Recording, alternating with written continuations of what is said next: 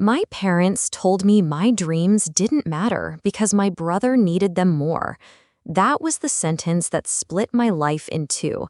I was 17 years old, clutching the acceptance letter to the university I had worked for my entire life. It was supposed to be the happiest day I'd ever had, and instead, it became the memory that still makes my chest tighten, even now, 13 years later. I'm Anna Mitchell, 30 years old now, a professor, a woman who built her life out of the scraps of rejection. But before I became that version of myself, I was just a girl sitting at a kitchen table, staring at the people who raised me, realizing they would never see me for who I was. I was the good child. That's what teachers called me. The one who stayed up late writing essays until my hand cramped, who begged to check out extra books from the library, who studied when everyone else went to parties. I wasn't the smartest in every room, but I was the most relentless. My parents, Robert and Linda Mitchell, liked to say they were practical people. To them, practicality meant putting all their attention into my younger brother, Luke. He was 2 years younger, and from the day he was born, he was the sun in their sky. He didn't shine because of effort, he just glowed, at least in their eyes. Luke was the kind of kid who could get a C on a test and still get praised for trying. He could skip chores and still be called busy. He had a natural charisma, that easy smile that made people forgive him. Teachers excused him, coaches adored him. And my parents, well, they adored him most of all. I wasn't jealous, not at first. I thought if I worked hard enough, if I collected achievements like badges, I earned my share of the spotlight. But every A+ I brought home was met with a polite nod, while Luke's B got him a celebratory pizza. Still, I dreamed of college, of walking across a campus with my arms full of books, of sitting in lecture halls where ideas mattered more than appearances. I wanted to be a scholar, a professor, someone who lived in the world of ideas. That dream carried me through sleepless nights. And when the acceptance letter arrived from a major university, a name everyone knew, I thought, finally they'll be proud. I still remember the smell of spaghetti sauce simmering when I came home that night. The house was warm, the dining room light casting that familiar yellow glow. Family pictures lined the walls, Luke in his baseball uniform, Luke at his birthday party, Luke holding a trophy half the size of him. I was there too, of course, on the edges, in the background, holding a certificate no one remembered. I walked in, waving the envelope like a flag of victory. "I got in," I said, my voice trembling with excitement.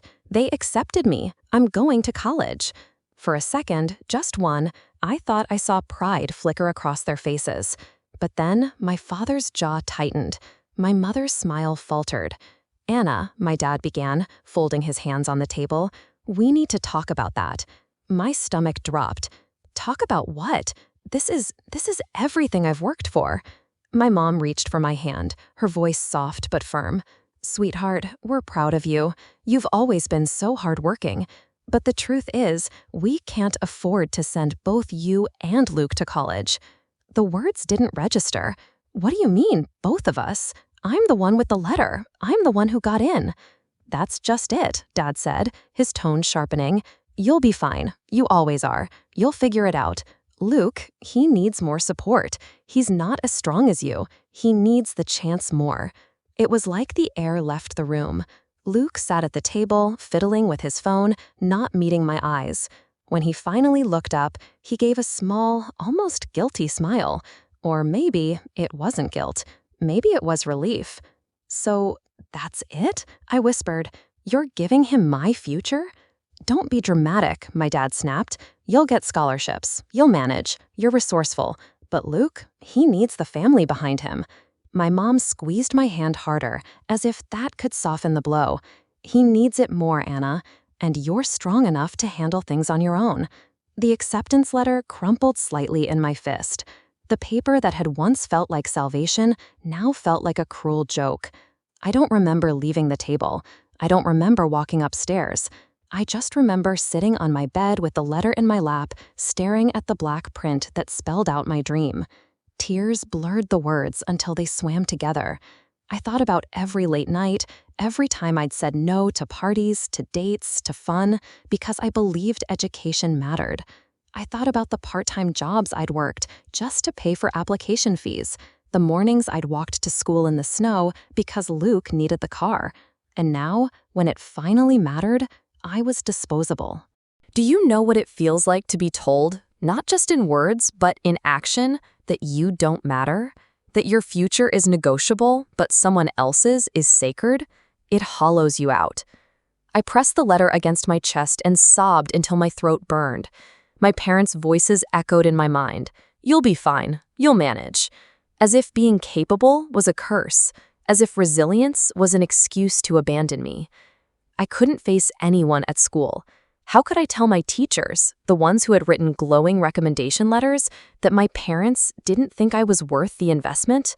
How could I look at my friends, already planning dorm decorations and class schedules, when I had nothing? Luke strutted through those weeks like a king. He was the chosen one after all. He didn't gloat openly, but he didn't need to. His very existence in the house reminded me I was the sacrifice so he could rise. And me? I was invisible. I lay awake at night staring at the ceiling, imagining a life where I walked away. A life where I didn't beg for scraps of approval. I didn't know how. I didn't have a plan. But I knew one thing. If they wouldn't stand behind me, I had to stand for myself. That night, I made a promise to myself. I would find a way. I didn't know what jobs I'd take. I didn't know how many hours I'd work, how many tears I'd cry, or how many nights I'd collapse from exhaustion. But I swore I wouldn't let their betrayal be the end of me. They thought my story ended at that kitchen table, with a rejection dressed up as practicality. But they were wrong. I folded the acceptance letter neatly, smoothed out the creases, and tucked it into my drawer like a secret weapon, a reminder of the future they tried to steal. And as I lay in bed, eyes raw from crying, I whispered to myself, if they won't give me the chance, I'll take it. If they won't stand behind me, I'll stand for myself. That was the night Anna Mitchell stopped being their forgotten daughter and started becoming the woman I am today. When I left my parents' house, I didn't leave with much. A suitcase of clothes, a box of books, and that crumpled acceptance letter I refused to throw away. That was it. No hugs at the door, no words of encouragement, just silence. My father didn't even look up from the newspaper. My mother stood by the sink, wringing her hands, but saying nothing. And Luke? Well, Luke had already left for practice. It should have felt like freedom, but it didn't. It felt like exile. I moved into a small one-bedroom apartment downtown. Calling it an apartment was generous. It was more like a box with peeling paint and a window that rattled whenever trucks passed on the street below. The carpet smelled faintly of mildew. The kitchen sink dripped no matter how hard I twisted the faucet, and the fridge hummed so loudly at night I had to shove in earplugs to sleep. But it was mine. Mine alone. No family pictures on the walls reminding me who I didn't matter to. No one at the dinner table deciding my future without me. Just me, my textbooks, and my stubborn determination. The first night, I sat on the secondhand couch I'd picked up from a thrift store, surrounded by unpacked boxes, and cried. I wasn't ashamed of it. I had just cut myself loose from the only family I'd ever known, and the silence of that apartment was suffocating. But after the tears, I wiped my face, looked at the acceptance letter taped above my desk, and whispered, "You're going anyway." To survive, I worked 3 jobs.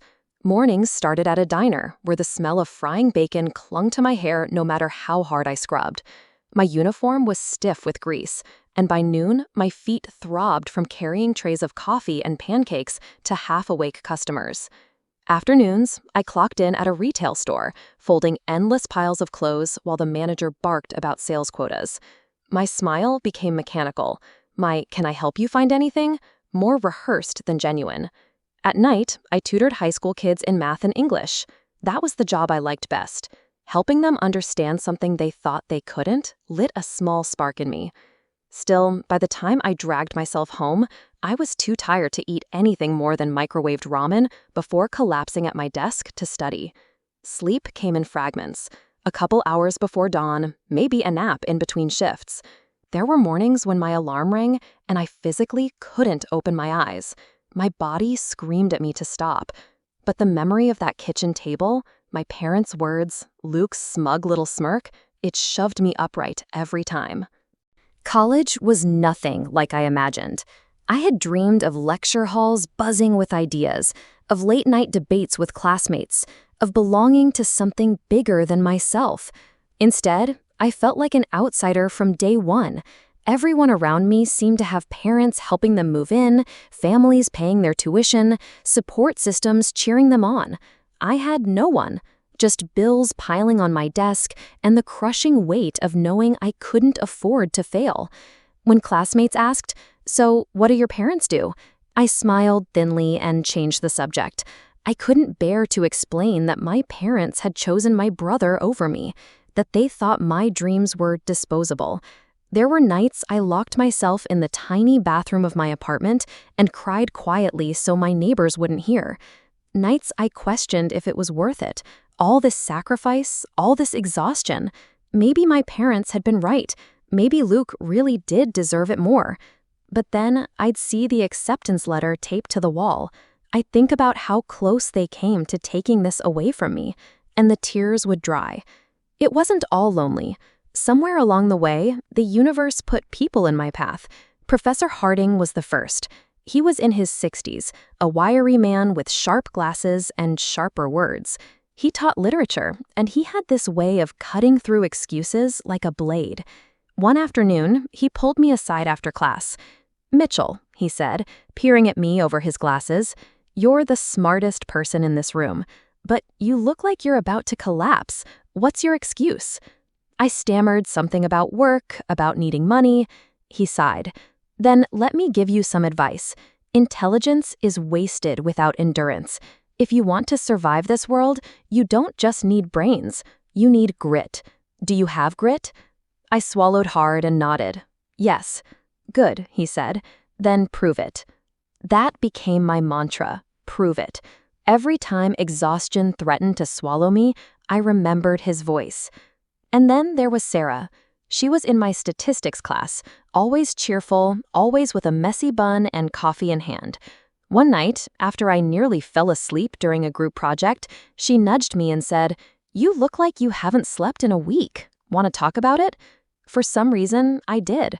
I told her everything. Not all the details at first, but enough. She didn't pity me. She just nodded and said, "Then we'll get through it together." She became my lifeline, a best friend, a chosen sister when my real family had abandoned me. There were still moments that nearly broke me, like the night I came home from a double shift, opened my fridge, and found nothing but ketchup packets and a half-empty jug of milk. I sat on the kitchen floor and laughed bitterly until it turned into sobs. Or the day I worked a 12-hour shift at the diner only to drag myself straight to an exam and feel my mind go blank halfway through. I wrote until my hand cramped, walked out certain I'd failed, and sat on the campus steps too drained to cry. But then there were the victories, small ones at first. The professor who handed back an essay with brilliant analysis scrawled across the top. The high school kid I tutored who hugged me after finally passing her math test. The scholarship letter that arrived in the mail, trimming a chunk off my tuition. Each one felt like a spark in the darkness, proof that the sacrifices weren't meaningless. My biggest victory came junior year. I had been nominated for an academic award, something prestigious, the kind of recognition students put on resumes for the rest of their lives. I almost didn't apply. Part of me still carried that voice, whispering that I wasn't enough, that someone like me, broke, unsupported, didn't belong in the spotlight. But Sarah practically shoved me into it. "Anna," she said, hands on her hips, "if you don't apply, I will write the application myself and send it in." So I applied, and I won. Standing on that stage, holding the plaque in my hands, I felt something shift inside me. For the first time, I wasn't just proving my parents wrong. I was proving myself right.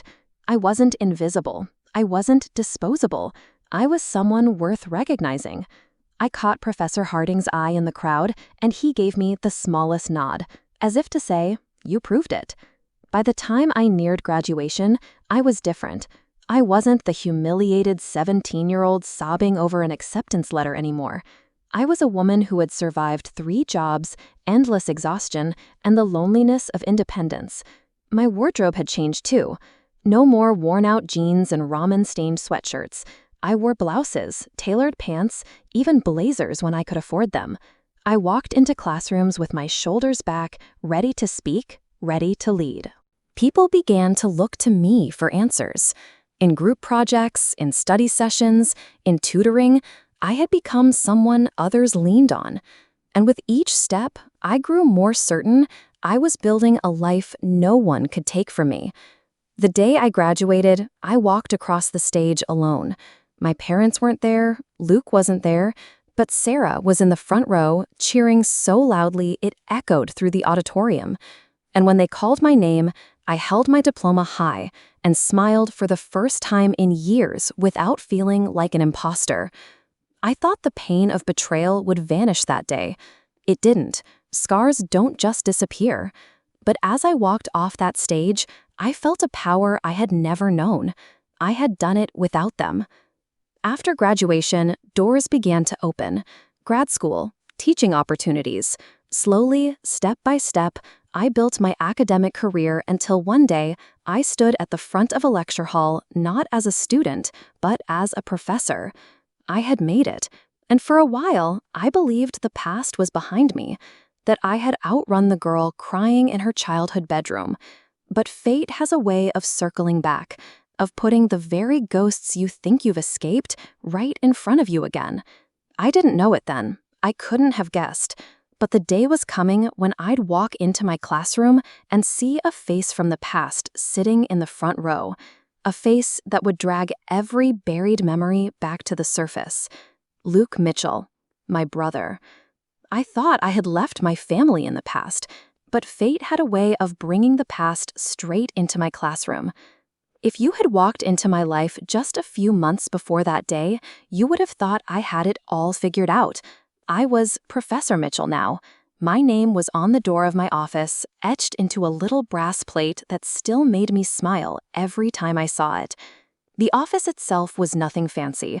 2 bookshelves, a sturdy desk, and a view of the quad outside where students rushed between classes. But to me, it was a kingdom I had built with nothing but sleepless nights, stubborn grit, and a refusal to give up. I loved standing at the front of a lecture hall, chalk in hand, ideas spilling across the board while rows of students scribbled notes, their faces lit with curiosity. I loved the way their eyes followed me, the way they leaned forward when I spoke, like maybe what I was saying mattered. For years, I had been invisible in my own family, an afterthought, a shadow. But here I was seen. There was pride in that. Pride in knowing no one had handed me this. I had clawed my way into these halls, carved out a place among scholars, and earned every ounce of respect my students gave me. It felt like victory. And then he walked in. It was a Tuesday morning, one of those routine lectures I could have given half asleep. I had my notes ready, coffee in hand, a smile tucked into the corners of my mouth as students filed in and settled into their seats. And then I saw him. Luke Mitchell, my brother. At first, I thought my eyes were playing tricks on me. The last time I'd seen him, he was 18, confident, charming, my parents' golden child. But the man who walked into my classroom wasn't the same boy I remembered. His hair, once neatly styled, hung messily across his forehead. His shirt was wrinkled, his backpack slung carelessly over one shoulder. He looked smaller somehow, deflated.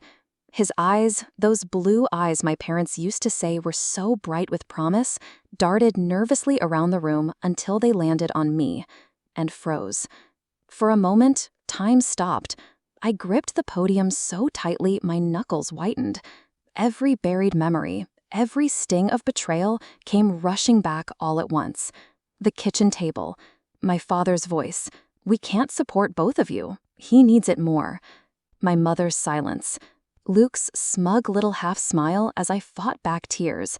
It all slammed into me, and yet here he was, Not the chosen one anymore, not the golden child, just another struggling student in my classroom. Luke's lips curled into a nervous half-smile, like he didn't know whether to greet me or run. I didn't smile back. The irony hit me like a punch to the chest. Years ago, he had everything: the money, the support, the easy path paved for him. And I had nothing. Now, the tables had turned. He was sitting in my classroom, pen poised, waiting for me to tell him what mattered. And I was the one with the authority. It should have felt sweet, vindicating, but instead, it was chaos inside me. I straightened my shoulders, adjusted my glasses, and began the lecture as if nothing had happened. My voice was steady, but my heart pounded so loudly I could barely hear my own words.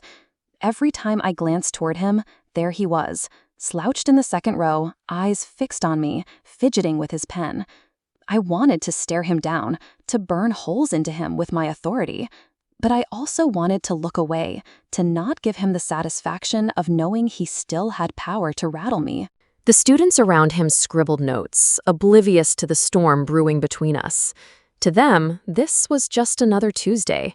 To me, it was the moment my past crashed headlong into my present. I'll be honest, the thought crossed my mind almost instantly. I could fail him. I had the power. A grade here, a mark there. It wouldn't even be difficult.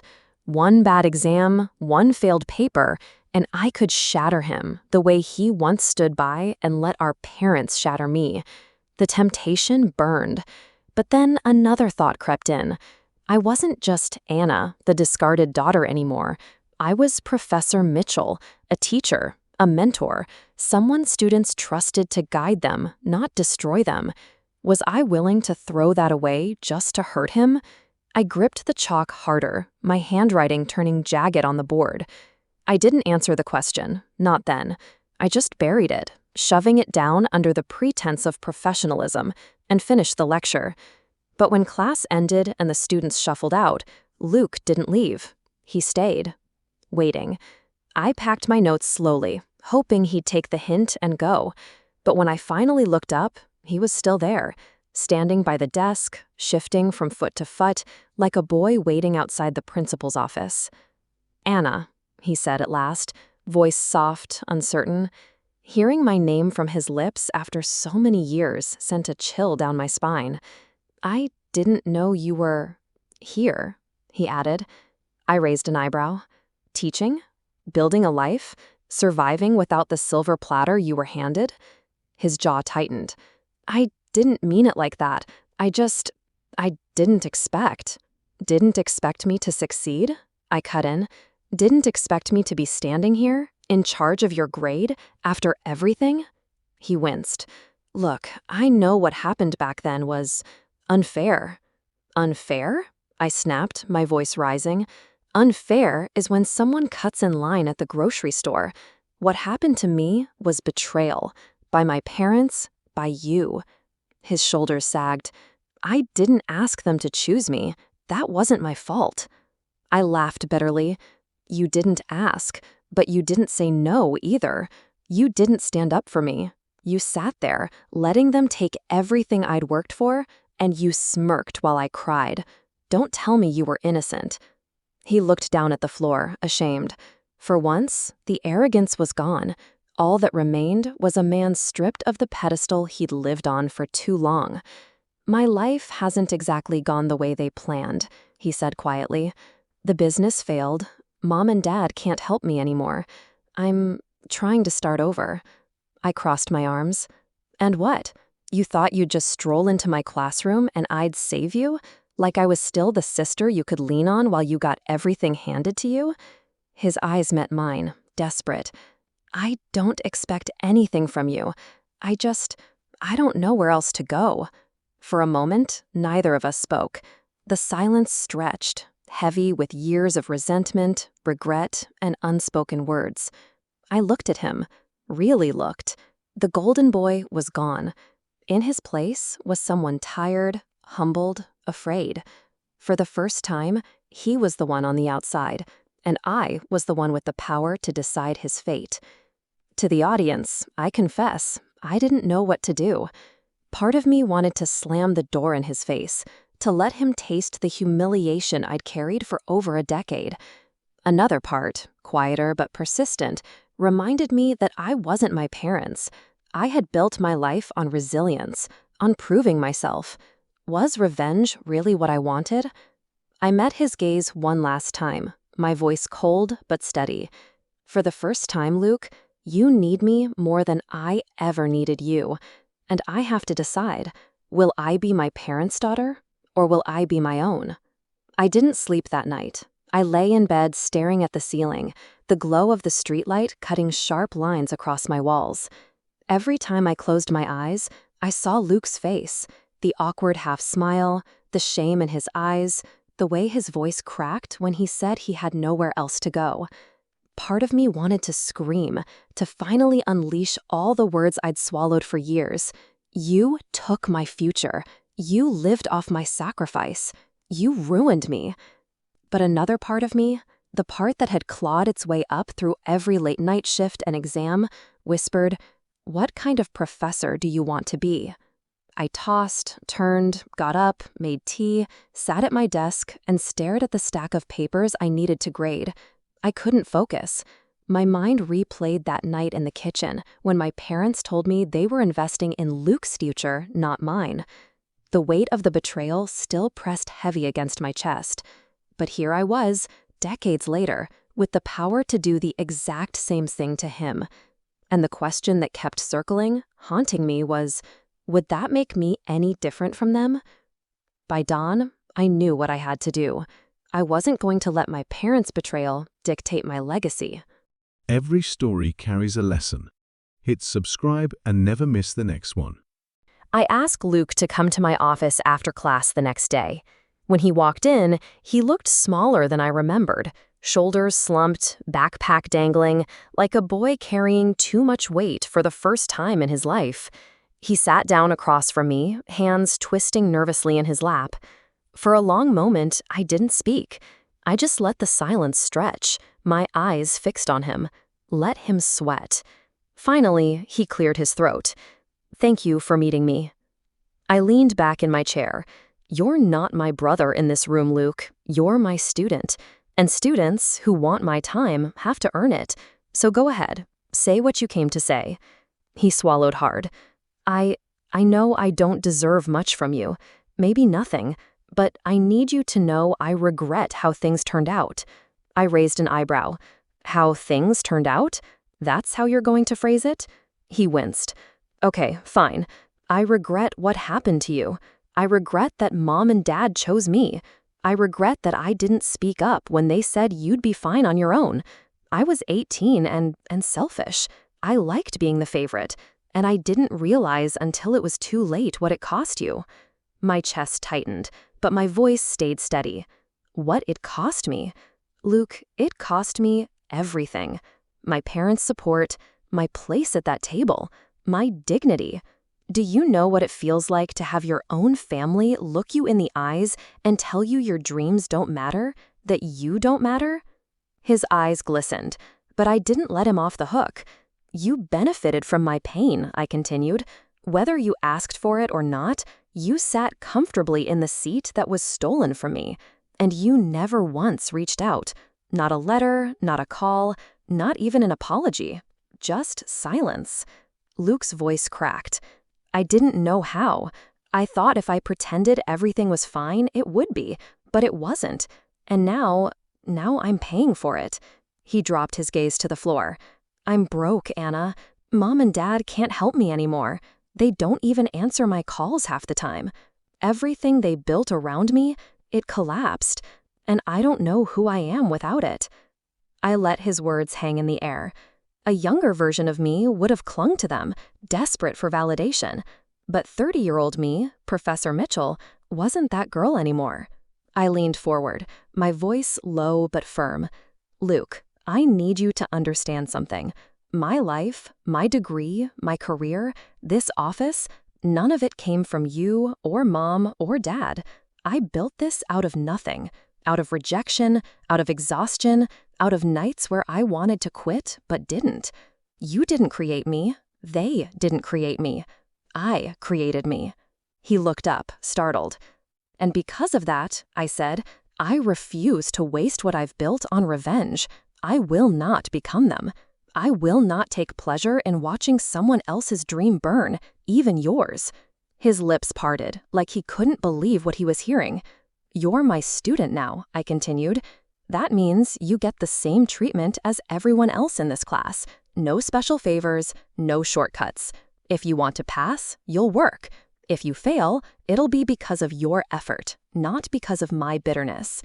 I let out a slow breath, my voice softening but still edged with steel. They once told me my future didn't matter, but here I stand, holding yours in my hands, and I won't waste it on revenge. For a moment, Luke didn't move. Then his shoulders slumped even further, and I swear I saw the last flicker of pride extinguish in his eyes. Thank you, he whispered. I don't deserve it, but thank you. He stood, fumbling for his backpack. His hands trembled. He looked like a man stripped down to nothing, a boy who had lost all the illusions that once cushioned him. I didn't comfort him. I didn't reach across the desk or soften the truth. That wasn't my role anymore. Whether he rose or crumbled from this point on, that was on him. After he left, I sat alone in my office, staring at the empty chair where he'd been. And for the first time, I felt something I hadn't felt in years. Peace. Not because Luke had apologized, though in his stumbling way he had. Not because I had finally confronted him, though I had. But because I realized none of it defined me anymore. Not their betrayal, not his silence, not even my choice today. What defined me was every exam I passed, every paycheck I earned, every student who came to me with questions and left with answers. What defined me was the classroom, the books, the knowledge I had fought to own. I didn't need my parents to see me. I didn't Luke to validate me. I had built a life so solid, so unshakable, that no one could erase it. And in that realization, I felt lighter. That evening, I walked across campus as the sun dipped low, painting the sky in streaks of gold and violet. Students lounged on the grass, laughter echoing across the quad, the air filled with the hum of possibility. I paused at the steps of the main hall, looking up at the stone columns, the banners fluttering proudly. This place, this sanctuary of learning, was mine, not because anyone gave it to me, but because I refused to let it be taken from me. I turned to the audience, to you, and let the words I had carried for so long finally spill free. They betrayed me the day I graduated, but I built a life no one could take away. And now I know I was never the forgotten one. I was always the one who rose. And with that, I walked into the night, free. If this story moved you, imagine what's next. Subscribe for more unforgettable journeys.